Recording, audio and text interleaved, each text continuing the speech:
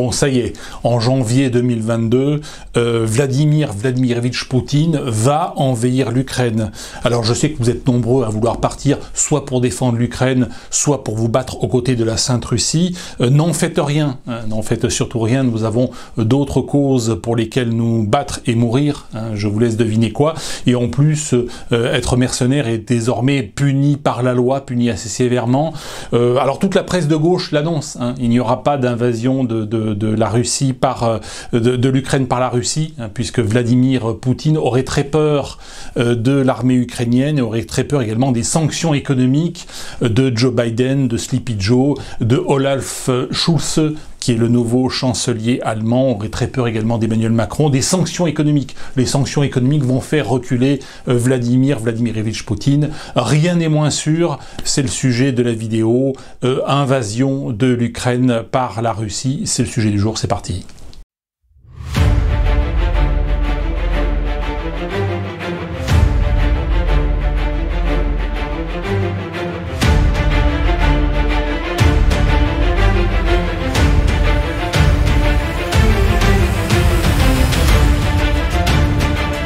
Comme vous le savez, vous qui regardez régulièrement mes vidéos, 100% de mes prévisions sont exactes, pas 99% ou 99,9%, mais véritablement 100%, que ce soit sur la Chine et le scandale Evergrande qui va éclater en 2022, que ce soit sur l'inflation, que ce soit sur le Bitcoin.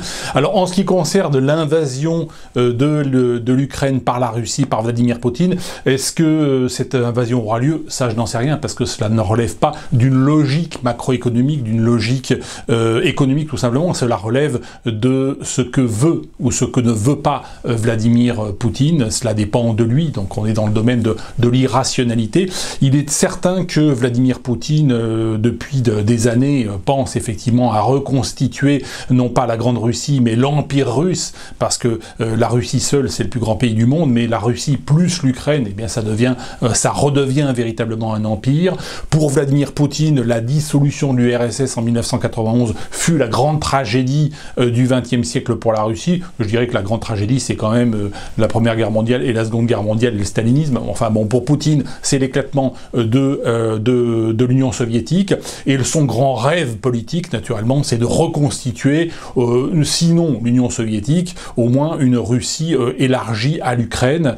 L'Ukraine qui fait partie des Russies. Hein. Autrefois, on disait le tsar de toutes les Russies. Alors vous avez la Russie, la Moscovie, mais vous avez aussi, nous avions à l'origine de la Russie, les Russes viennent des Suédois, hein, c'est ce qu'on appelle le Russland, vous aviez le comté de Novgorod, vous aviez le duché de Kiev, donc Kiev, Novgorod, la Russie blanche, la Biélorussie, l'Ukraine, et naturellement la Moscovie et la Russie actuelle c'est ce qu'on appelle l'ensemble de toutes les Russies, et le grand rêve de Vladimirovitch Poutine, après 20 ans de pouvoir, puisqu'il est arrivé au pouvoir en l'an 2000, et on est en 2021, bientôt 2022, bientôt 22 ans de pouvoir, eh bien c'est de marquer l'histoire, hein, c'est de faire partie des grands de l'histoire de la Russie, aux côtés d'Ivan le Terrible, Ivan IV, aux côtés de Pierre le Grand, aux côtés de l'impératrice Catherine, etc. Donc il fait partie, et de Staline, d'une certaine manière, de Lénine et Staline qui ont marqué quand même l'histoire du monde.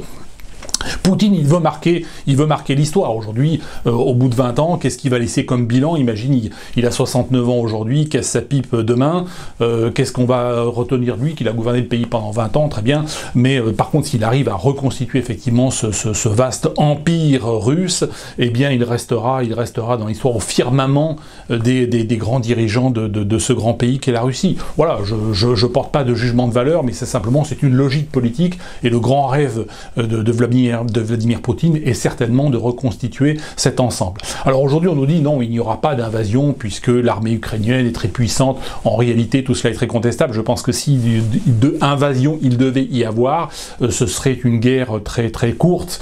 Vladimir Poutine a déjà testé très largement les forces ukrainiennes lorsqu'il a en 2014 envahi la Crimée et puis fait envahir plus ou moins le Donbass, c'est-à-dire la partie orientale de l'Ukraine. Il a testé aussi très largement les Occidentaux. Il a regardé comment les Occidentaux avaient réagi à ces invasions. Il faut savoir que l'invasion de la Crimée fait suite à l'affaire de la Libye.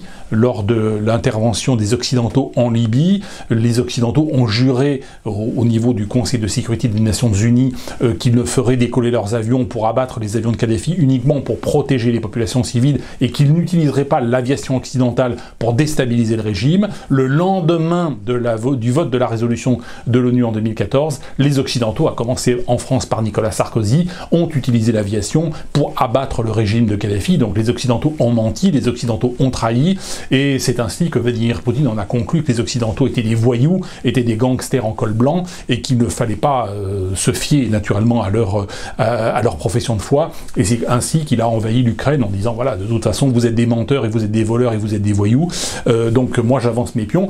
Poutine est un joueur d'échecs, hein. Il avance voilà, prudemment. Il est intervenu aussi en Syrie suite à la guerre en Syrie, hein, Barack Obama avait dit que si Bachar al-Assad utilisait les gaz contre la population, eh bien les États-Unis interviendront en Syrie. Bachar a utilisé les gaz, Obama n'est pas intervenu, François Hollande voulait intervenir, mais Obama n'a pas voulu intervenir parce qu'en fait les Anglais n'ont pas voulu intervenir et les Américains n'ont pas voulu aller seuls avec les Français en Syrie, c'est un peu ça le fond de l'histoire. Donc les Russes sont intervenus en Syrie, là aussi ils ont avancé leur pion sur la Méditerranée. Tout cela est une façon de tester comment fonctionnent les Occidentaux. Aujourd'hui les Américains ont complètement évacué le Proche-Orient, alors ils sont toujours présents au Qatar, etc., dans le Golfe Persique, qui protège l'Arabie Saoudite parce qu'ils protègent des sources de pétrole, mais ils se désintéressent complètement de la Syrie, du Liban et même de l'Irak. Aujourd'hui, ils se concentrent plutôt sur Taïwan. Alors la situation, je fais une petite digression sur Taïwan, la situation de l'Ukraine et de Taïwan sont quand même deux situations qui sont très très différentes. Taïwan est une véritable forteresse, l'ensemble de sa population est très attachée à la démocratie taïwanaise, très hostile au régime communiste de Pékin, donc c'est une situation encore une fois à Taïwan qui est très très différente, et puis la Chine n'a pas les moyens, n'a pas notamment les péniches de débarquement pour débarquer à Taïwan. Donc la Chine pourrait bombarder Taïwan et tuer une bonne partie de la population taïwanaise, mais ne pourrait pas débarquer militairement parlant, ils n'ont pas les moyens, la Chine n'a pas les moyens d'envahir véritablement Taïwan. Taïwan est une île, c'est beaucoup plus compliqué que l'Ukraine, et c'est pour cela que les Américains d'ailleurs se présentent comme étant les grands protecteurs de Taïwan, alors qu'ils ne sont pas, ils pourraient se présenter aussi comme les protecteurs de l'Ukraine, ils aident financièrement l'Ukraine, mais ils se gardent bien de se confronter aux Russes, ils se gardent bien de faire entrer et d'accepter l'Ukraine dans l'OTAN. Jusqu'à présent cela a toujours été refusé, alors qu'à Taïwan on joue les matamors. Je rappelle que les Américains, il y a quelques mois, ont dû fuir l'Afghanistan après 20 ans d'occupation, ce qui est une humiliation absolument considérable. Quand les Russes sont partis d'Afghanistan en 1979, le président Najibullah, qui était le président pro-communiste et pro-russe, est resté encore pendant 2 ans et demi, 3 ans. Hein. Là, en 2021, les Américains ont dû fuir complètement l'Afghanistan, c'est une défaite en race campagne. Aujourd'hui, ils ne peuvent que, soi-disant, défendre Taïwan, mais en fait, Taïwan est inaccessible pour l'armée chinoise. Et en plus, les Chinois, s'ils devaient bombarder et détruire massivement l'île de Taïwan, ce serait très mauvais pour leur image, parce qu'en réalité, même pour l'opinion publique chinoise, ça voudrait dire que des Chinois tuent des Chinois. Et comme les Chinois sont très nationalistes, dans le sens presque racialiste, hein, les Chinois ne peuvent pas tuer des Chinois, les Chinois peuvent tuer des Japonais, des Coréens, tout ce que vous voulez, mais certainement pas d'autres Chinois. Ça serait très mauvais en termes d'image pour la population chinoise que le gouvernement chinois puisse bombarder Taïwan, donc ils ne le feront pas. Par contre, l'Ukraine, eh bien l'Ukraine, les Américains n'interviendront pas pour défendre l'Ukraine, l'Union européenne n'interviendra pas militairement pour défendre l'Ukraine. Tout ce qu'on peut faire si Poutine envahit l'Ukraine, c'est des sanctions économiques qui n'auront strictement aucun effet. Les sanctions économiques sur la Crimée n'ont eu strictement aucun effet. Et au contraire, la Russie a pratiqué aussi des sanctions économiques contre l'Europe.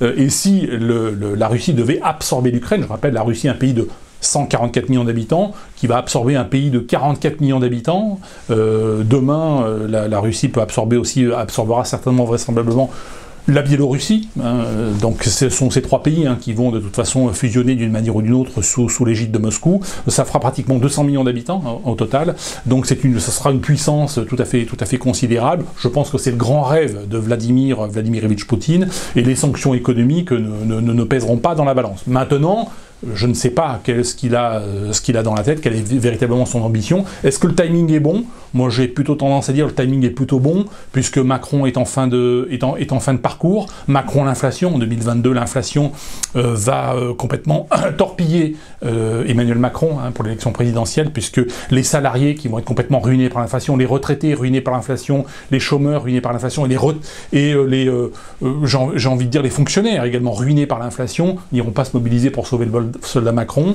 La chancelière allemande est partie, très anti-Poutine. Aujourd'hui, on a un Olaf Scholz, nouveau social-démocrate qui vient de prendre ses fonctions, donc il va pas réagir forcément de manière très virulente contre la Russie. Et puis on a Joe Biden qui a 2-3 heures par jour de lucidité. Papy Joe, Sleepy Joe est dans un état mental et dans un état de santé absolument déplorable. Donc les Américains sont plutôt en position de faiblesse. Et je pense que le timing est plutôt bon pour Poutine, pour avancer ses pions, pour absorber d'abord l'Ukraine et puis dans un second temps la Biélorussie. Pourquoi pas l'inverse? Pourquoi pas la Biélorussie d'abord et l'Ukraine après? Parce que je pense que ça serait beaucoup plus dur. Le plus dur, c'est l'Ukraine. Donc commençons par le plus dur et ensuite terminons, à mon avis, pour Poutine, par la Biélorussie qui tombera en dernier. S'il commençait par la Biélorussie, l'Ukraine pourrait être tentée d'entrer dans l'OTAN, de faire installer, d'acheter du matériel occidental encore plus, de se faire livrer des missiles antimissiles, etc. Ça serait peut-être un peu plus compliqué. Je pense qu'il le fait plutôt dans ce sens-là, d'abord l'Ukraine et ensuite la Biélorussie. Je pense que c'est ce qui est dans le tube, c'est son ambition. Est-ce qu'il va aller au bout de cette ambition? Ça, j'en sais rien, je suis pas dans sa tête et je suis pas dans le secret des dieux, mais c'est une logique politique. Nous devons nous concentrer sur les combats qui sont les nôtres. L'invasion aujourd'hui des pays d'Europe occidentale, c'est une invasion migratoire, ça n'a rien à voir, bien sûr, avec la problématique russe et la problématique ukrainienne d'aujourd'hui. Donc nous voyons cela avec un certain décalage dans l'espace. Ce n'est pas, encore une fois, les conflits russo-ukrainiens ne sont pas nos problèmes immédiats. C'est une question civilisationnelle russo-ukrainienne et pas véritablement une problématique civilisationnelle. Nous avons notre propre problématique civilisationnelle en Europe occidentale vis-à-vis du monde arabo-musulman, vis-à-vis de l'Afrique. C'est totalement différent, donc occupons-nous quand même fondamentalement de nos affaires. Nous sommes des Francs, nous ne sommes pas des soumis, nous ne sommes pas non plus les Russes, laissons les Russes régler leurs affaires, et tout se passera bien. Voilà, merci à toutes et à tous, je reviendrai vers vous sur ce type de sujet, et sur bien d'autres sujets. Abonnez-vous, et je vous dis à bientôt.